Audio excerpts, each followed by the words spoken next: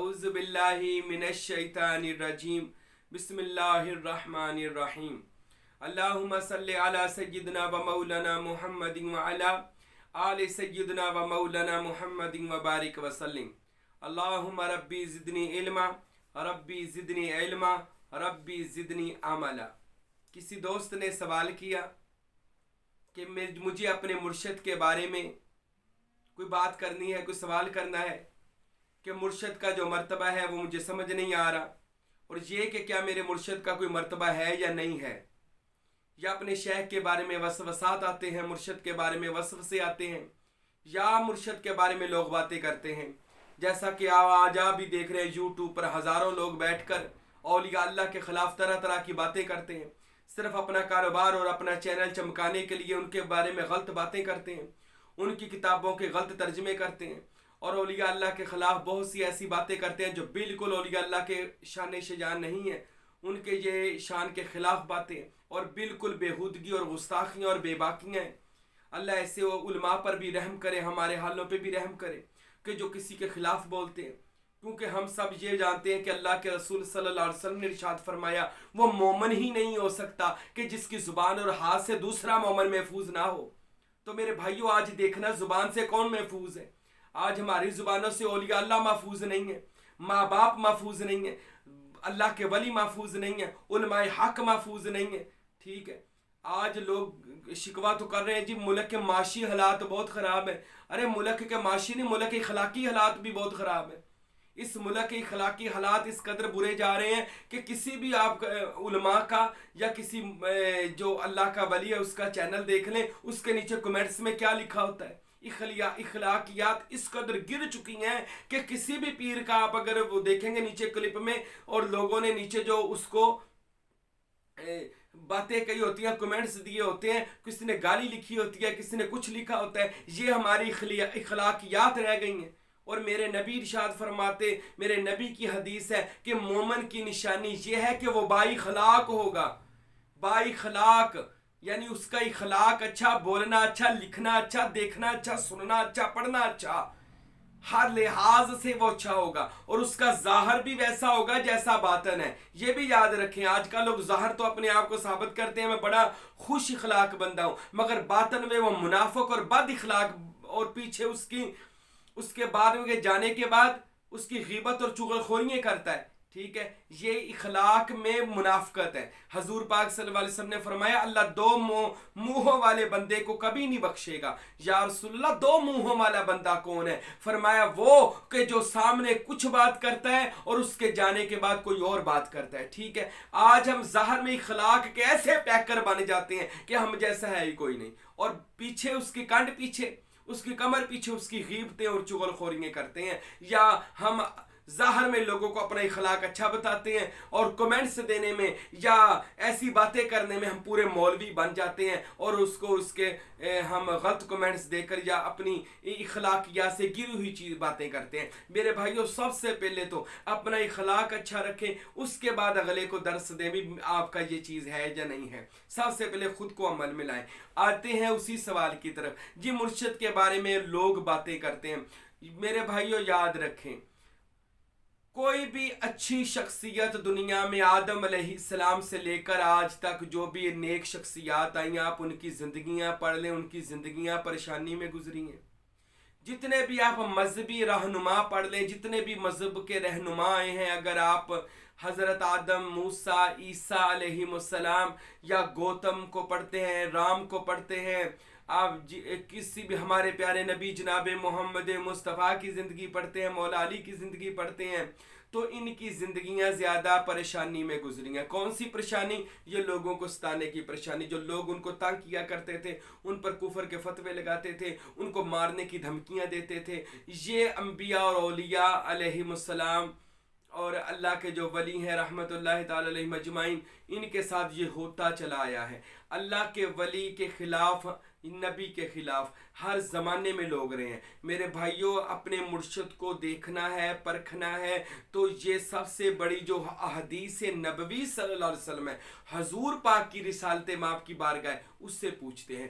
تو رسول خدا صلی اللہ علیہ وسلم نے ارشاد فرمایا کہ اللہ کے ولی کی یہ نشانی ہے، جب آپ ان کو دیکھتے ہو، ان کے پاس جاتے ہو، ان کی محفل میں جاتے ہو، ان کا ذکر سنتے ہو، آپ کو اللہ یاد آ جائے۔ اللہ یاد آ جائے کا اس حدیث کا مفہوم یہ ہے، آپ کا دل اللہ اللہ کرنے لگ جائے، آپ کا دل گواہی دے یہ سچا اللہ کا ولی ہے، آپ کو زیارات ہونی شروع ہو جائے، آپ کا دل اللہ اللہ کرنا لگ جائے، آپ کو عبادت میں مزہ آنے لگ جائے، آپ کو لگنا شروع ہو جائے میری منزل میرے پاس ہے، میں مطمئن ہو چکا ہوں۔ یہ اللہ کے ولی کی نشانی جو میرے اور آپ کے پیغمبر مخبر صادق محمد مصطفیٰ صلی اللہ علیہ وآلہ وسلم نے بتائی ہے۔ سب سے پہلے تو ہم یہ بات دیکھیں گے، اور دوسری بات، کبھی بھی ہم اپنی عقل سے اللہ کے ولی کو تول نہیں سکتے، اللہ کے ولی کو پرکھ نہیں سکتے، اللہ کے ولی کے مقام کو نہیں دیکھ سکتے۔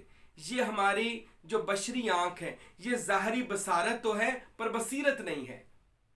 بصیرت کسے کہتے ہیں؟ آنکھ کے اندر بھی ایک آنکھ ہوتی ہے، وہ دل کی آنکھ ہوتی ہے، وہ باطن کی آنکھ ہوتی ہے، جو اللہ کے ولی کو دیکھ سکتی ہے کہ یہ اللہ کا ولی ہے یا نہیں ہے۔ ٹھیک ہے، میں سب کو اللہ کا ولی نہیں کہتا، وہ اللہ کے ولی ہیں۔ میں پھر آپ کو، میری بہت تقریریں ہیں اللہ کے ولیوں کے بارے میں جو لوگوں کو اللہ سے ملاتے ہیں، اللہ سے ان کا تعلق قائم کرواتے ہیں، ایسے اللہ کے ولیوں کی میں بات کرتا ہوں۔ ٹھیک ہے، اب ہم بات کریں گے کہ اللہ کے جو ولی ہیں ان کو ہم اس آنکھ سے نہیں دیکھ سکتے، بصارت کی آنکھ نہیں، بصیرت کی آنکھ ہے، کیونکہ ایک حدیث شریف ہے، یہ زندہ پیر گھمکور شریف والوں نے اپنی کتابوں میں یہ حدیث نقل کی ہے رحمۃ اللہ علیہ، انہوں نے اپنی کتابوں میں لکھا ہے کہ اس میں حدیث شریف ہے کہ میرے پیارے نبی نے فرمایا، میرے فقراء میرے جبے کے اندر ہیں، میرے فقراء میرے جبے کے اندر ہیں، جنہیں سوائے میں محمد کے اور کوئی نہیں جانتا۔ اللہ اکبر۔ اب محمد مصطفیٰ کے علاوہ آپ کے مرشد کو کوئی نہیں جانتا۔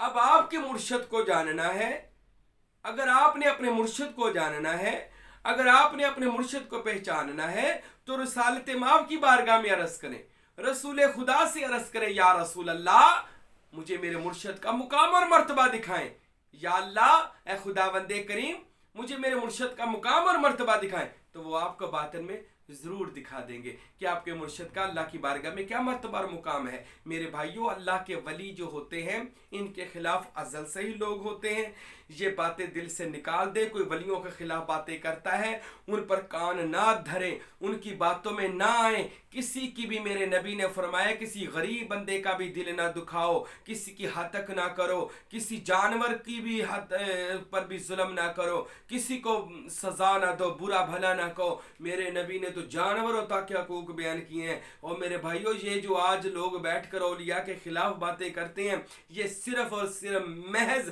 اپنی کمائی کے لیے باتیں کر رہے ہیں، اپنے آپ کو مشہور کرنے کے لیے باتیں کر رہے ہیں، صرف مال اور پیسوں کے لیے باتیں کر رہے ہیں۔ حقیقت میں جو اللہ تعالیٰ کے ولی ہیں، جو اللہ تعالیٰ کے نیک بندے ہیں، جو اللہ تعالیٰ کے صحیح علماء دین ہیں، وہ کسی کے خلاف کوئی بات نہ کرتے ہیں نہ سنتے ہیں۔ یہ اللہ کے ولیوں کی نشانی ہے۔ تو اب میرے بھائی اپنے پیر و مرشد سے محبت کریں، اپنے مرشد سے جتنی ہو سکے محبت کریں، کیونکہ اپنے شیخ کے بارے میں غلط وسوسہ آنا بھی طریقت کے خلاف ہے۔ مریدی ٹوٹنے کا اندیشہ ہے، ٹھیک ہے، مریدی ختم ہو جاتی ہے، کیونکہ مرشد جو ہوتا ہے یہ جناب رسول خدا محمد عربی صلی اللہ علیہ وسلم کا جانشین ہوتا ہے، حضور کے باطن کے مصلی پر بیٹھا ہوا وہ اللہ کا ہادی ہوتا ہے مرشد، جو نبی پاک صلی اللہ علیہ وسلم کی مسند پر بیٹھا ہوتا ہے، نبی پاک کا جانشین بن کر بیٹھا ہے۔ اس کی بارگاہ میں جانا، مرشد کی بارگاہ میں جانا، ایسے تصور کرنا ہے کہ ہم رسول خدا صاحب الاولاق صلی اللہ علیہ وسلم کی بارگاہ میں آئے۔ کیوں؟ اس لیے کہ وہ مرشد اللہ کے رسول کا نائب ہے, جانشین ہے, ان کے مسلح پر بیٹھا ہے. تو ہم نے یہ ادب کا لحاظ رکھتے ہوئے اپنے مرشد کو جانشین رسول سمجھ کر ان کی بارگاہ میں جانا ہے, ان کو احترام بجا لانا ہے. اور اگر ایسے شبہات آتے ہیں لا حول ولا قوت الا باللہ پڑھیں, اور مرشد پاک کے معجزات و کرامات کی کوئی کتاب ہے تو وہ پڑھیں, اور زیادہ سے زیادہ تصور اسم اللہ ذات کریں. جیسے کرنے سے آپ کو آپ کے مرشد کا جو مرتبہ اور مقام ہوگا اللہ تعالیٰ آپ کو وہ مقام اور مرتبہ دکھا دیتا ہے.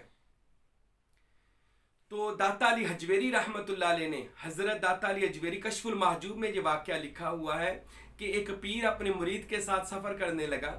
تو جب سفر کرنے لگا اس کے دل میں یہ ارادہ تھا کہ میں نے یہ پوچھنا ہے کہ الہام اور شیطانی وسوسے میں کیا فرق ہے, الہام اور شیطانی وسوسے میں کیا فرق ہے.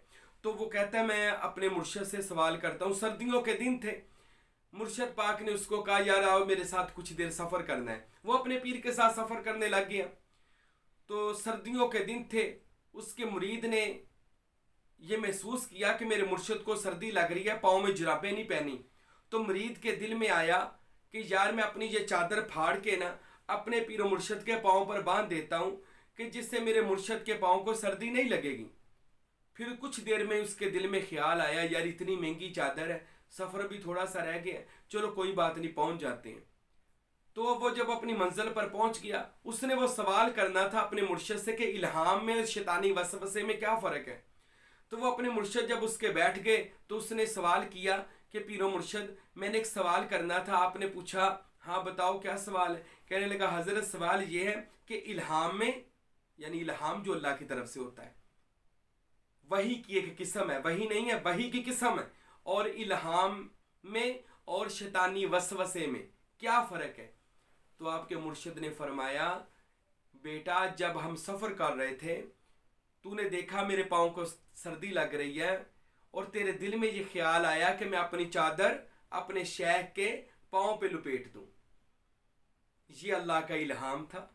اور جب دوبارہ تو نے سوچا یار اتنی مہنگی چادر مرشد کے لیے ضائع کر دوں, یہ شیطانی وسوسہ تھا. اللہ کے ولی کے لیے اچھی بات آنی بھی الہام الہی ہے.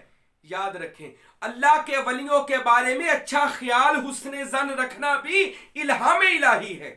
اللہ کے ولیوں سے محبت کرنا بھی الہام الہی ہے. کیونکہ غوث اعظم سید عبد القادر جیلانی نے ارشاد فرمایا اللہ جن دلوں کو پسند کرتا ہے ان کے دلوں میں اللہ اپنے ولیوں کی محبت ڈال دیتا ہے. جن دلوں کو اللہ پسند فرماتا ہے, ہر دل کو بھی اللہ پسند نہیں کرتا.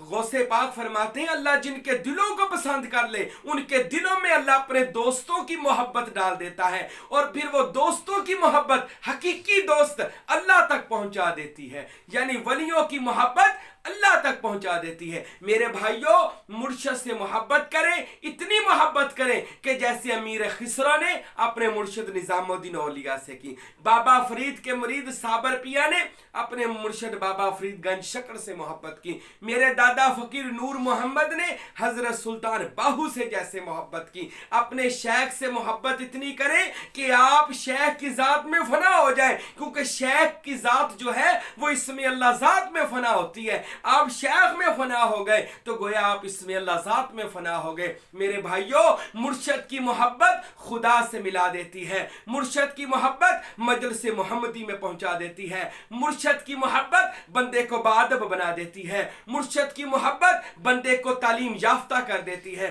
مرشد کی محبت بندے کو ناقص سے کامل کر دیتی ہے. مرشد کی محبت بندے کو کامیاب انسان بناتی ہے. مرشد سے محبت بندے کو اللہ کا وصل عطا کر دیتی ہے. اور میرے بھائیوں اور مرشد سے بغض رکھنا بندے کو برباد کر دیتا ہے. طریقت کی کتابوں میں لکھا جن لوگوں نے اپنے مرشد سے منہ پھیر لیا, اپنے مرشد سے پیچھے ہٹ گئے, لوگوں کی باتوں میں آ کر اللہ نے ان کو دربار خداوندی سے مردود کر دیا. حضرت غوث پاک فرماتے ہیں جو بندہ قادری طریقے میں کسی کامل مرشد کے بیعت ہونے کے بعد بیعت کسی کی باتوں میں آ کر بیعت توڑ دیتا ہے, اللہ کے ولی نے فرمایا غوث اعظم نے اللہ اس بندے کو اپنے دربار سے مردود کر دیتا ہے.